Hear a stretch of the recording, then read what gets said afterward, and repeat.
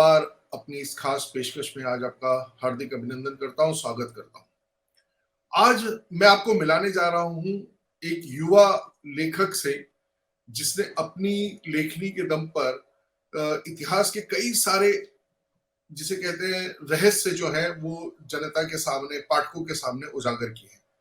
उनकी नई किताब इंदिरा फाइल्स अभी चर्चा में है। बहुत जल्द ही वो आप सबके हाथों में आने वाली है।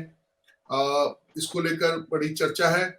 काशी शब्दोत्सव में इनकी किताब का विमोचन चंद्र प्रकाश द्विवेदी और ओम राउत जैसी फिल्मी हस्तियों ने किया। तो क्या सोचकर इंदिरा फाइल्स की रचना की है विष्णु जी ने, वो आज हमारे साथ मौजूद है इसको बताने के लिए। विष्णु जी, आपका स्वागत, अभिनंदन है हमारे इस कार्यक्रम जी। सभी का नमस्कार जो देख रहे हैं, और आपका भी। विष्णु जी, अभी फाइल्स का जमाना है।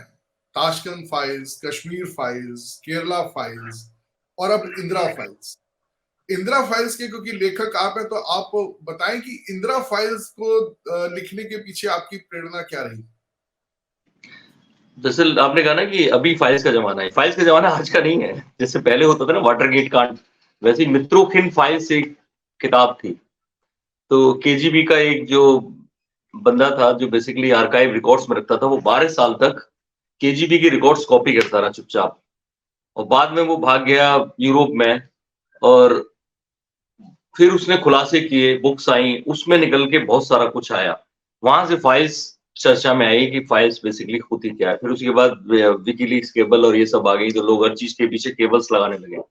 तो ऐसे में लोग ये मुझसे पूछ रहे थे कि कश्मीर फाइल्स पर रखा है, तो मैंने बता दूं कि शायद मित्रों फाइल्स मेरे दिमाग में था, उसके बाद कश्मीर फाइल्स आ गई।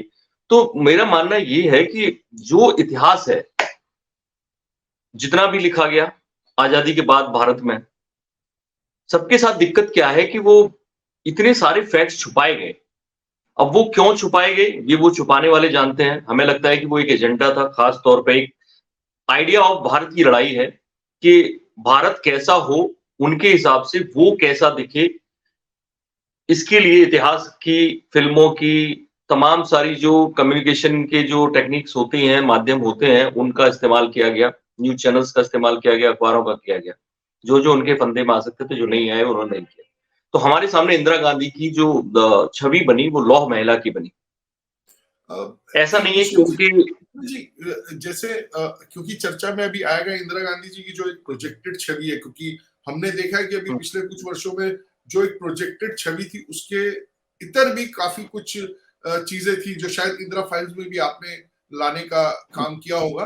मित्रों की इन फाइल्स का आपने जिक्र किया। मित्रों की इन फाइल्स में एक बड़ी दिलचस्प बात यह है, मैं जब रिसर्च कर रहा था तो उसमें इंडिया पर एक पूरा चैप्टर है, और उसमें एक रहस्यमयी महिला बानो का जिक्र किया गया है, जिसके बारे में कहा जाता है कि वो इंदिरा गांधी हैं, ऐसा कहा जाता है। और उस मित्रों की फाइल्स के उस चैप्टर में कहीं ना कहीं ये भी बताया गया कि 40 से अधिक सांसद, कुछ बड़े मीडिया घराने, ये जिक्र मैं सिर्फ इसलिए कर रहा हूं अभी क्योंकि आज के वर्तमान परिदृश्य में भी देखा जाए तो जिस प्रकार की भूमिका के साथ मीडिया, पॉलिटिशियंस और इंदिरा गांधी जिस पार्टी को लीड करती थी, कांग्रेस, दिखाई दे रही है, तो कहीं ना कहीं कुछ कड़ियां जुड़ती हैं। आपका क्या कहना है इसके बारे में विष्णु जी?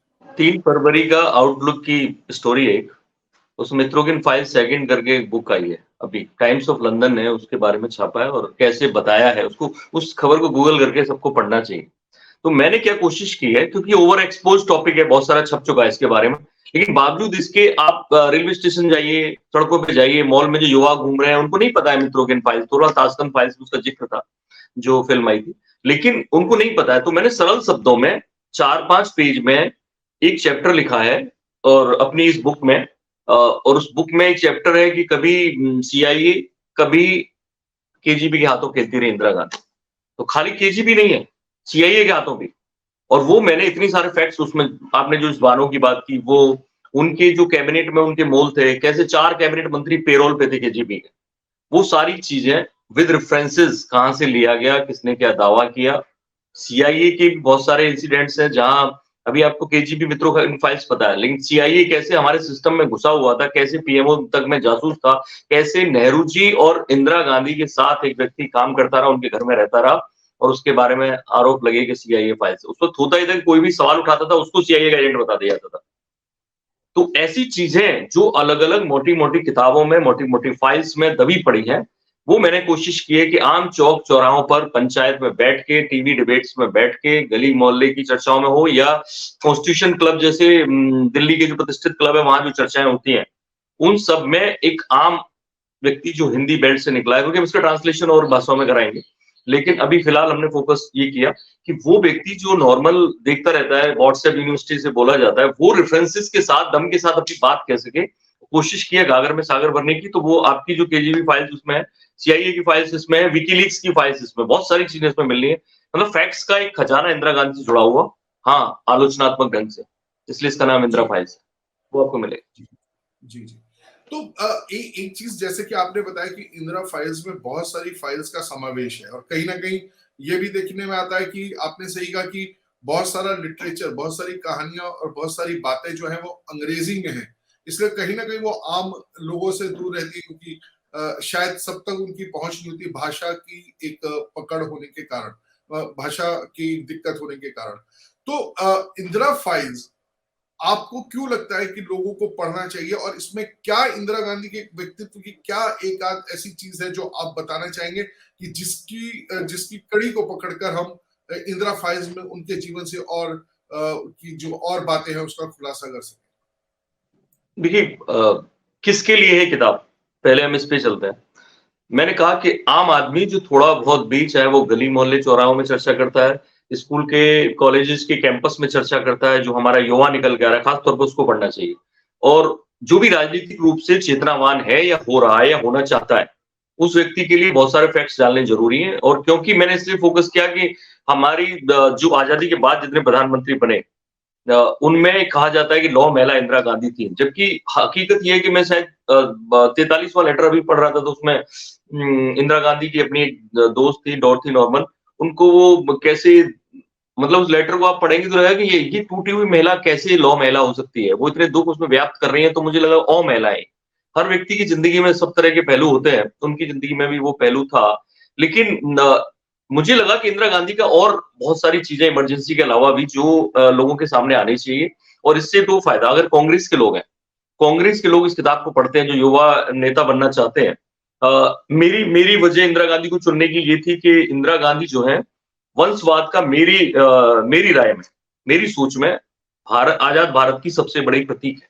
एक प्रधानमंत्री की बेटी, आजाद भारत के पहले प्रधानमंत्री की बेटी, उसको कैसे कांग्रेस में वंशवाद के नाते बढ़ाया गया, चढ़ाया गया, और कितने लोगों ने कैसे कैसे मदद की, वो सारी चीजें। दूसरी मैंने कहा कि किनके लिए, पत्रकारों के लिए, युवाओं के लिए, जो यंग ब्रिगेड पत्रकारों की आ रही है, उसको नहीं मालूम कि उससे ऊपर की ब्रिगेड ने झूठा इतिहास पढ़ा, तो वो पूरी उसकी सोच ही खराब है। मैंने इतने सीनियर जर्नलिस्ट से मिलता हूँ कई बार, उन्हें नहीं फैक्ट मालूम है। क्यों नहीं मालूम है? कि वो उन्होंने जो इतिहास पढ़ा, रोमला थापा टाइप, वो सारा इतिहास कई बार उन्हें गलत पढ़ाया गया। अब आर्यन थ्योरी गलत साबित हो गई ना, आर्यन आक्रमण की थ्योरी जो सनौली में रथ मिले, उससे गलत साबित हो गई। ऐसे ही इंदिरा को लेकर बहुत सारी चीजें छुपाई गई, पूरे गांधी खानदान को लेकर। तो मैंने कहा वंशवाद की प्रतीक थी, उनकी वजह से बहुत सारे कांग्रेसी नेता या वो सब आगे नहीं बढ़ पा रहे हैं। कांग्रेस के जो युवा इसलिए पढ़े कि उन्हें किन किन बातों का जवाब देना है। अगर उन्हें डीबी डिबेट में जाना है तो ये सवाल उठेंगे वहां, जो मेरी किताब में लिखे हैं। और जो बाकी पार्टियों के लोग हैं, उन्हें उन्हें अपने फायदे के लिए इस्तेमाल कर सकते हैं कि भाई ये मुद्दा हुआ, जैसे अभी कल परसों मुद्दा हुआ, पवन खेड़ा को प्लेन में से उतार के गिरफ्तार किया असम पुलिस ने। तो तुरंत मेरे पास बिहार से एक मेरे जूनियर का फोन आया कि क्या सर बीजेपी ने कभी ऐसा किया था, किसी को प्लेन से उतार के गिरफ्तार किया था? मैंने कि बीजेपी ने किया हो ना किया हो, वो तो खैर कई सारे गिरफ्तारी में तो बता सकता हूँ, लेकिन कांग्रेसियों ने जरूर एक प्लेन हाईजैक कर लिया था। अब ये बहुत हैरत की बात है कि कांग्रेस के कार्यकर्ता देश में प्लेन हाईजैक कर लेते हैं और इंदिरा गांधी उन्हें विधायक बना देती है बाद में। और किस लिए? क्योंकि इंदिरा गांधी की गिरफ्तारी हुई, इसलिए बवाल काटा, इसलिए उन्होंने प्लेन हाईजैक किया। विष्णु जी, आपने जैसे बताया फैक्ट्स तो मिलने वाले हैं, लेकिन कहीं ऐसा तो नहीं कि बहुत सारे आइडियाज भी मिलने वाले हैं? जैसे आपने प्लेन हाईजैक का बताया, भोला भोला बाबू करके थे कार्यकर्ता, उनके जो बाद में शायद विधायक भी बने, शायद सांसद भी बने। तो इस तरीके के आइडिया, और जो आज की तारीख में जो राजनीतिक परिस्थितियां देश में दिखाई दे रही हैं इंदिरा गांधी से इतर, लेकिन क्योंकि आपने कहा है कि इस देश में नेपोटिज्म की बात करें, अगर राजनीतिक ताकत का दुरुपयोग की बात करें, तो कहीं ना कहीं इंदिरा गांधी पहली ऐसी प्रधानमंत्री दिखाई देती है जिन्होंने अपनी तमाम शक्तियों का, चाहे वो इमरजेंसी के रूप में हो, चाहे राज्य सरकारों को कमजोर करने के रूप में हो, उनको खराब करने की, और आज भी वैसी परिस्थितियां दिख रही है, क्योंकि हम देख रहे हैं कि पंजाब में जिस तरीके की स्थिति बन रही है, दिल्ली में जिस तरीके से एमसीडी में अराजकता देखी जा रही है, कहीं ना कहीं लग रहा है कि राजनीति का जो सबसे जो जिसे कि विद्रूप रूप, जो सबसे घटिया जो समय है वो चल रहा है। आप आपस में कल मैं देख रहा था एमसीडी का जो दृश्य है, उसमें एक महिला पार्षद एक पुरुष पार्षद को थप्पड़ मार रही थी। अगर पुरुष पार्षद अगर अपने को बचाने के लिए हाथ भी लगाता तो क्या स्थिति होती, क्या चीज, क्या दृश्य देश की जनता के सामने जा रहा है राजनीति। तो आप ये आपने कहा भी है, तो क्या आपको लगता है कि राजनीति का जो एक गिरावट है इसमें कहीं ना कहीं इंदिरा गांधी का हाथ है, और वो कश्मीर फाइल्स में, सॉरी, इंदिरा फाइल्स में हमें पढ़ने के लिए मिलेगा? आपने मेरी किताब को पढ़ने का एक और बहाना दे दिया लोगों को, एक और वजह दे दी इस सवाल से।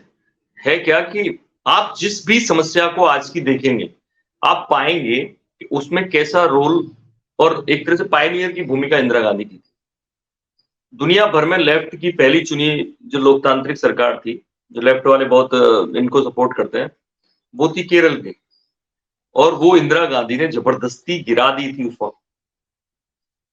वहां से आप शुरू करेंगे कि कैसे सरकारें गिराने का जो दौर था वो इंदिरा गांधी ने शुरू किया, वो कैसे 50 चुनी हुई सरकारें इंदिरा गांधी ने अपने टाइम में गिराई।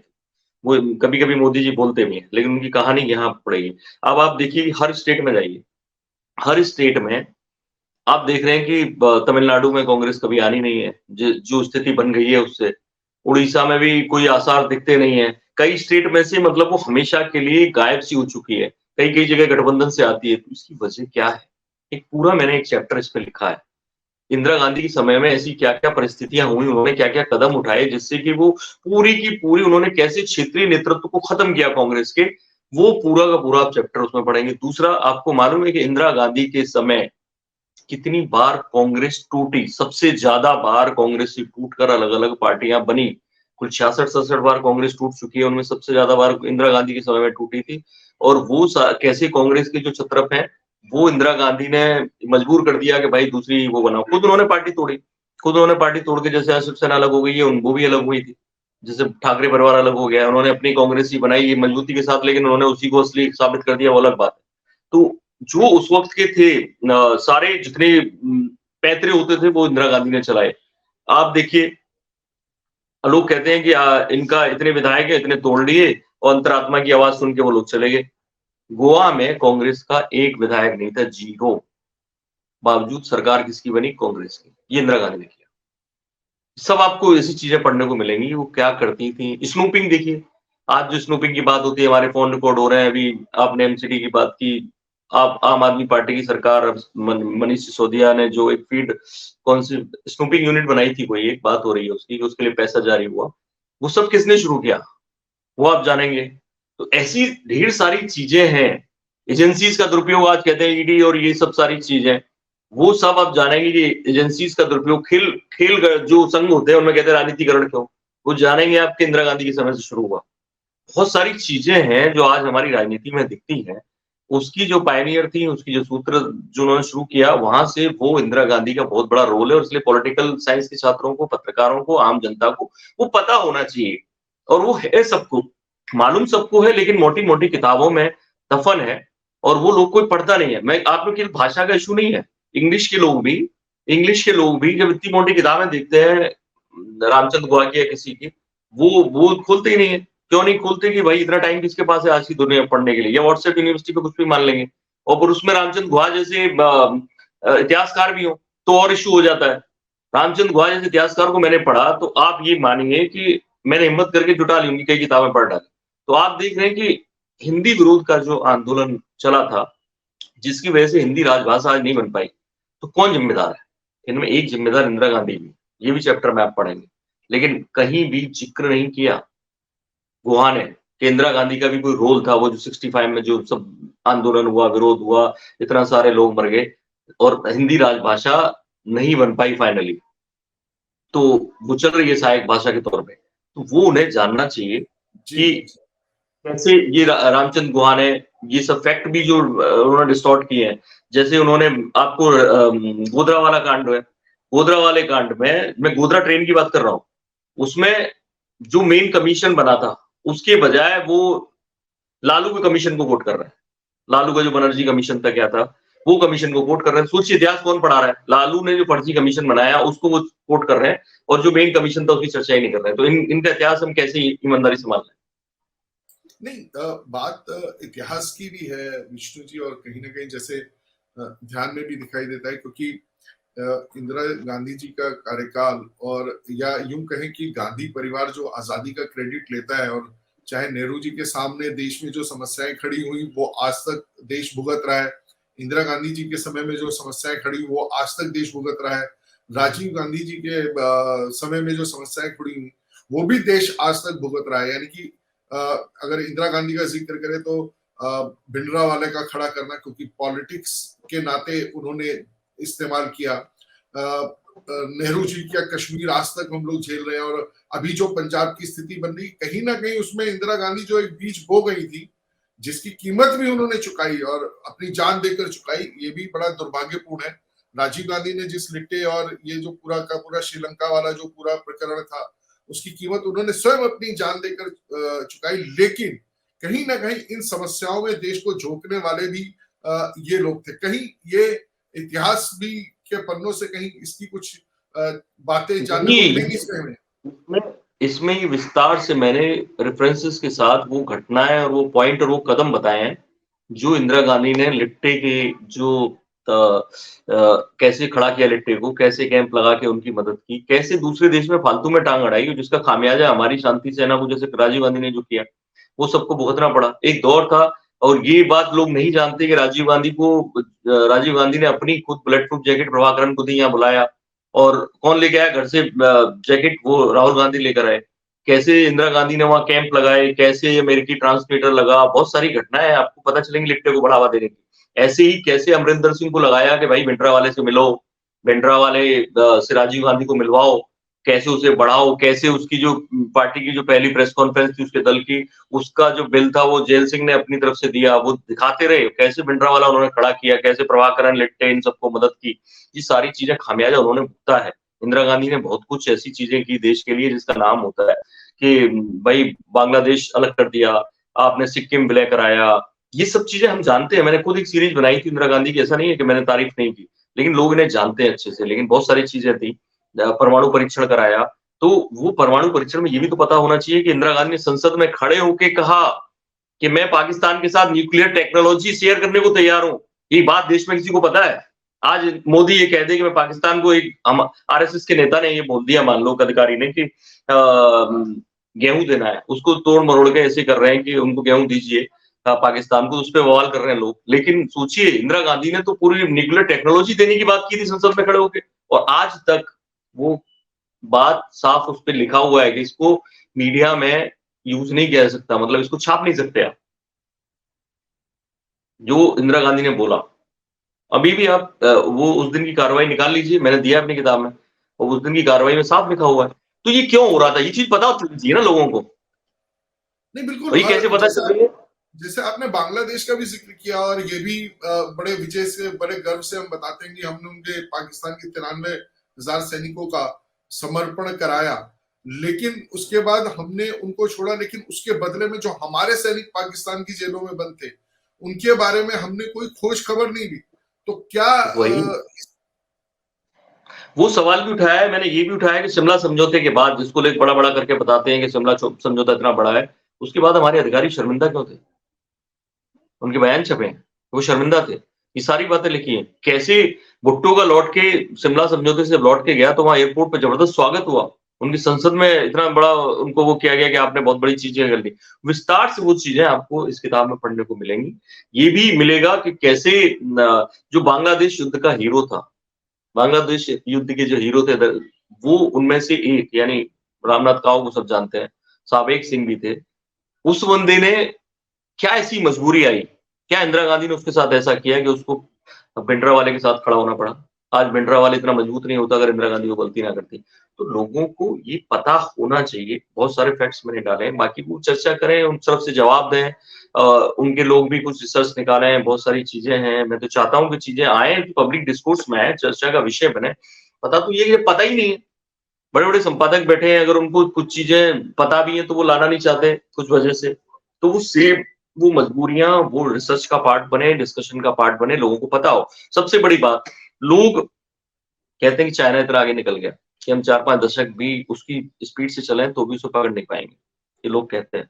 क्या कभी सोचा कि चाइना ये किस दौर में कर रहा था? ये लेइंग, जब जैसे आज कहा जा रहा है कि गडकरी जी इंफ्रास्ट्रक्चर डेवलप कर रहे हैं, मोदी जी अलग-अलग उसमें चीजें ऐसी बढ़ा रहे हैं, जिससे लग रहा है कि भारत बाद में बहुत ऊंचाई पे जाने वाला है, ऐसा बोल कहा जाता है। तो जब ये चाइना कर रहा था, उस वक्त इंदिरा गांधी क्या कर रही थी?